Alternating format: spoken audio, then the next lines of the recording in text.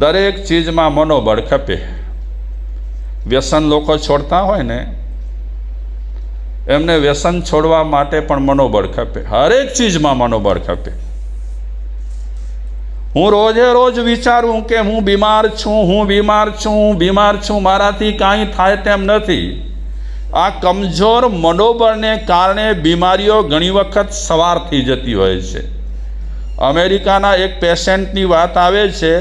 ડૉક્ટરોએ એને તપાસ્યા પછી ડૉક્ટરે કીધું કે હવે તમે બહુ સમય સુધી જિંદગીમાં રહી નહીં શકો, જીવન નહીં જીવી શકો, પણ એક તમને ટ્રીટમેન્ટ કરવાની કહું છું, તો કે તમે બધાની સાથે હસ્યા કરો. શું કરવાનું? બધાની સાથે હસ્યા કરવાનું. અંદર તો હોય કાંઈક દર્દ તો હોય, તકલીફો તો હોય અંદર, પણ હસ્યા કરજો તમે. ઘણી વખત ડાચું ચડાવીને બેસીએ ને તો પણ પછી હંસાબેન ઊંઘ આવે.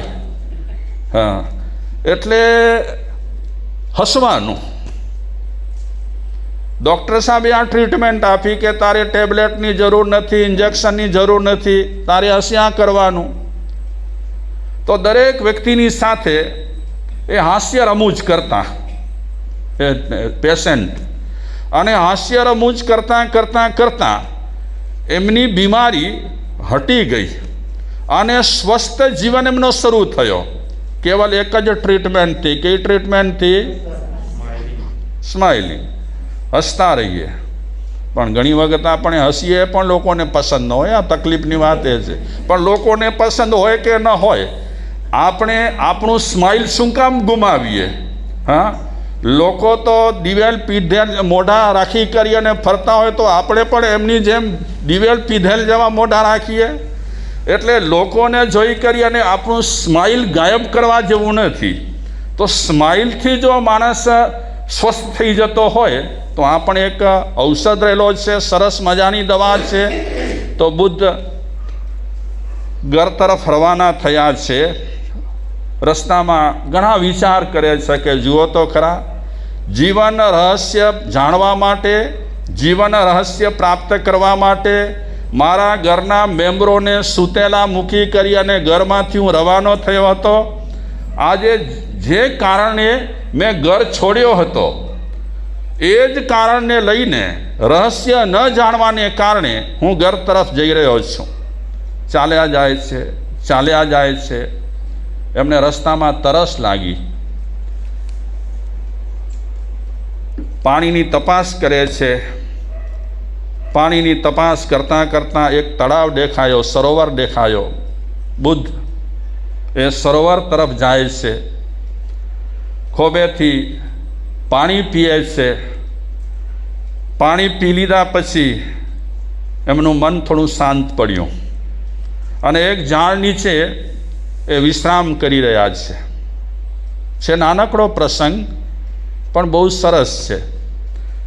ઝાડ નીચે જ્યારે આરામ કરી રહ્યા છે ત્યારે બુદ્ધે એક દ્રશ્ય જોયો. જો ક્યારેક વ્યાખ્યાન ઉપયોગી ન થાય, પણ કાંઈક દેખીએ ને એનાથી પણ આપણને કાંઈક, મણિભાઈ, શું મળે? કાંઈક શીખ મળે. જોતાં આમ વ્યાખ્યાનમાંથી આપણે જાગેલા ન હોઈએ તો કોઈ પ્રસંગથી પણ આપણે જાગી જઈએ. તો બુદ્ધ જોઈ રહ્યા છે દ્રશ્ય એ જોઈ રહ્યા છે કે એક ગિલહરી મતલબ ખિસકોલી તળાવમાં જતી, પૂંછડું પાણીમાં ભીંજવતી, બહારે નીકળતી, કોરી જમીન પર આવી અને એ પૂંછડું પટપટાવતી અને પૂંછડામાં જેટલું પાણી ભર્યું હોય એ બધું ત્યાં છાંટી દેતી. વળી પછી દોડતી સરોવરમાં જતી, પૂંછડું પલાળતી, બહારે આવી, જે જગ્યા કોરી હતી ત્યાં કને પાણી પૂંછડાનું છાંટી દેતી. આ રીતે લગાતાર એનું કામ ચાલુ હતું. પાણીથી પૂંછડું ભીંજવે, બહારે આવે, છાંટે, પાછું પાણીથી પૂંછડું ભીંજવે, બહારે આવે. બુદ્ધા દ્રશ્ય જોઈ રહ્યા છે. શું તમે વિચારી શકો છો આ દ્રશ્ય માટે? પાણીથી પૂંછડું પલાળે છે, છાંટે છે, પલાળે છે, છાંટે છે. બુદ્ધ અકળાઈ ગયા આ દ્રશ્ય જોઈ જોઈને. અકળાયેલા બુદ્ધ મનમાં વિચારે છે કે આ ખિસકોલીને હું પૂછું કે તું આવું શા માટે કરે છે. રહેવાયું નહીં બુદ્ધથી. એટલે બુદ્ધ એ ખિસકોલીને પૂછે છે કે પ્યારી ખિસકોલી, તું આ શું કરી રહી છે? પાણીથી પૂંછડું ભીંજાવે છે, બારે પાણી છાંટે છે, ભીંજાવે છે, છાંટે છે. શેના માટે તું આ કરે છે? તો એ ગિલહરી ખિસકોલી બુદ્ધને કહે છે કે આ સરોવરે મારા નાના બચ્ચાને પાણીમાં ખેંચ્યા છે. પાણીમાં ખેંચીને મારા નાના બચ્ચાને મારી નાખ્યા છે. એટલે આ સરોવરને હું સૂકવવા માગું છું.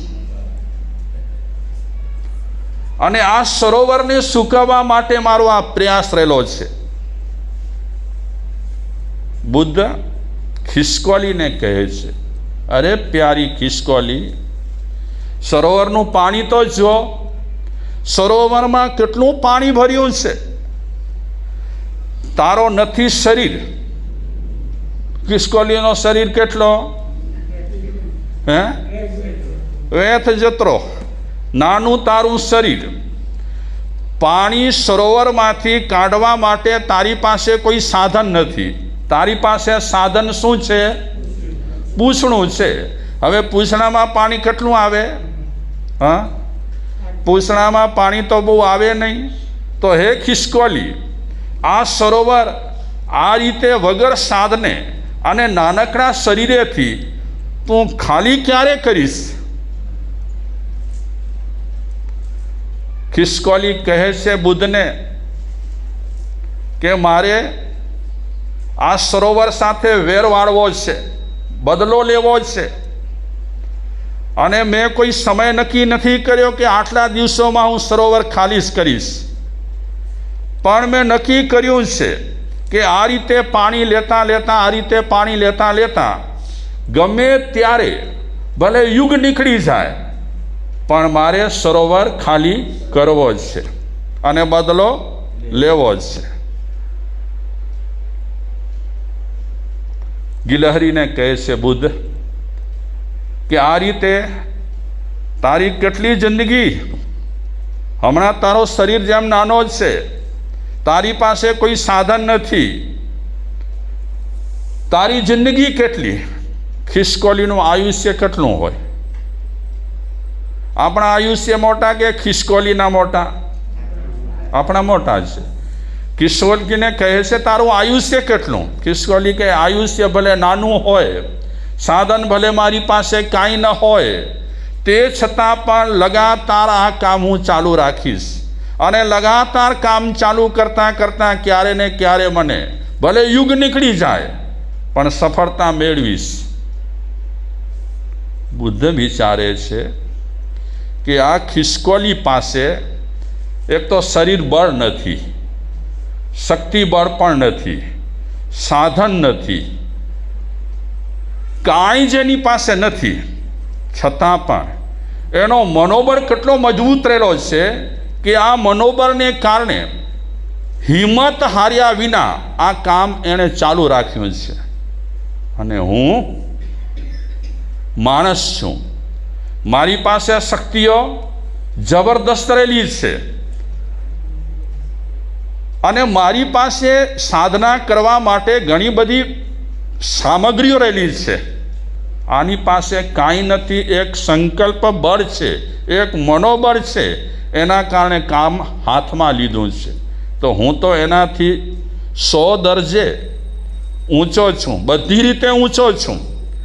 અને આ ખિસકોલીનો પ્રસંગ જોયા પછી બુદ્ધ ઘરે ગયા કે શું કર્યું? હું તમને પૂછું છું કે ખિસકોલી જો આટલું બધું કરી શકતી હોય, હું તો માણસ છું, પાછા વળ્યા અને પાછા વળ્યા પછી મનોબળ એમનો જે તૂટેલો હતો એ સંધાઈ ગયો.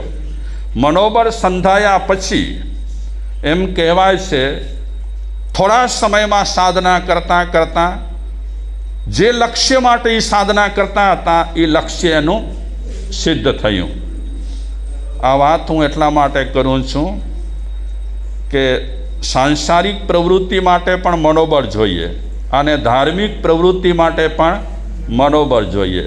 મનોબળ વગર ક્યારે પણ માણસ ન સાંસારિક પ્રવૃત્તિમાં આગળ વધી શકે છે ન ધાર્મિક પ્રવૃત્તિમાં આગળ વધી શકે છે. તો ચાલીએ આપણે વિપાક સૂત્રની વાત કરીએ. ગઈકાલે તમે ક્યાં સુધી વાત સાંભળી?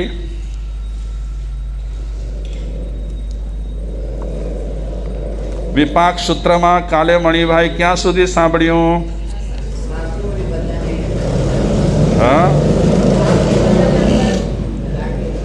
હે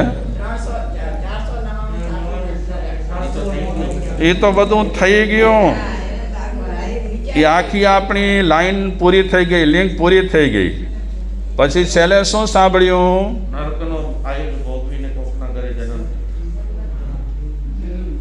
મહેશભાઈ કરશો અહીંયા કાલ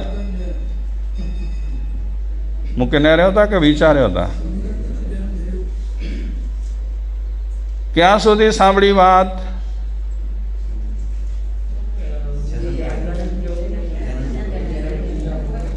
તમે વિચારમાં બહુ રહો છો, શું વાત છે? હા ગુણામાં હંસાભાઈ કેટલે સુધી કાલ ગાલશો અહીંયા? હે મથલા માળા મળે ખાલી? મથલા કેટલા માળા આવી?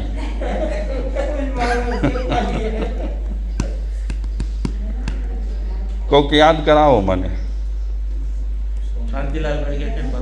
શાંતિલાલભાઈ શું કીધું?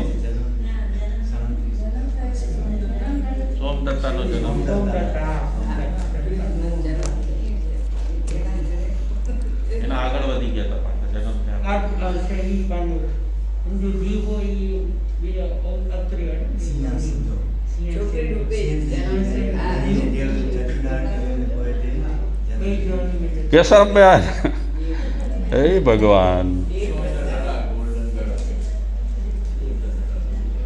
કેવી તમને વાતો યાદ રહે છે મને કહો તો એ રીતે વાત કરું. મહારાજ સાહેબ ઝઘડા કરે છે એ વાતો યાદ રહે છે? મહારાજ સાહેબે વ્યાખ્યાન આ બોલ્યું તે યાદ રહે છે? શું યાદ શું રહે છે? એવી નવા તો પકડવા જેવી છે, એને પકડી તરી કરી અને તમે આખા ગામમાં નહીં મુંબઈમાં ફેલાવો છો.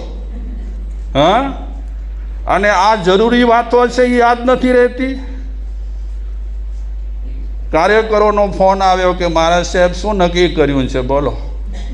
અમે જીવતા જાગતા સામે બેઠેલા છીએ અને તમે બીજે વાતો ફેલાવો છો. શું યાદ રહ્યું?